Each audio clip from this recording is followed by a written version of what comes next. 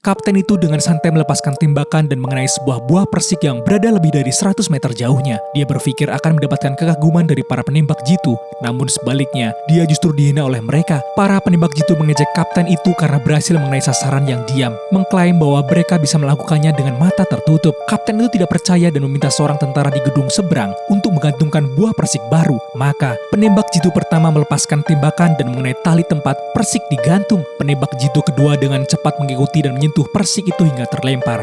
Penembak jitu ketiga menarik pelatuk dan menghancurkan persik itu di titik tertingginya di udara. Semua orang terkejut dan memberikan tepuk tangan.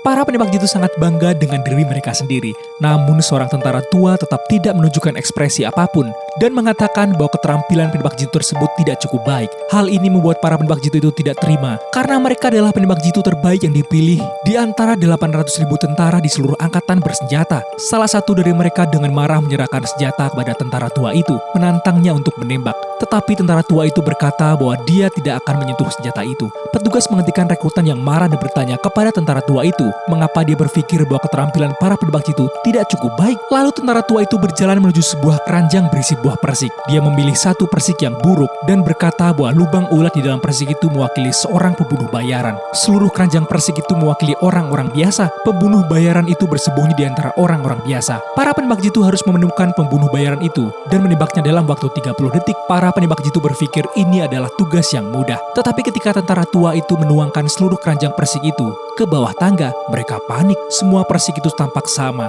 Bahkan dengan waktu yang tersisa, hanya beberapa detik, mereka masih belum menemukan persik yang buruk. Tiba-tiba, seorang rekrutan melihat sebuah persik yang sebagian tertutup dan memutuskan bahwa itu persik yang buruk. Saat waktu hampir habis, keduanya melepaskan tembakan dan mengenai persik yang baik di sampingnya. Yang terakhir, menghancurkan persik yang buruk yang terhalang itu. Ketika waktu habis, tentara tua itu tiba-tiba mengeluarkan persik yang buruk yang sebenarnya di sakunya. Ternyata, dia sudah menyembunyikan sejak awal. Jadi, pembunuh bayaran itu berhasil lolos. Para penembak jitu telah melukai 2 orang biasa dan membunuh 1 orang. Misi pun gagal. Hanya kemudian, para penembak jitu mengakui kekurangan mereka. Sebenarnya, semua ini adalah latihan praktis yang diatur oleh tentara tua itu untuk mereka. Karena tepat kemarin, dia membantu pihak keamanan publik mendeskripsikan sebuah laporan intelijen yang menyebutkan bahwa kelompok pembunuh musuh berencana untuk membunuh pemimpin pasukan kami di stasiun kereta hari ini. Oleh karena itu, pasukan mengirimkan 3 penembak jitu untuk melindungi pemimpin itu. Ketiga penembak jitu itu memang bagus, tetapi mereka jauh dari bisa mengalahkan kelompok pembunuh musuh. Dia tidak ingin ketiganya mati sia-sia, jadi dia menggunakan keranjang persik untuk menguji mereka,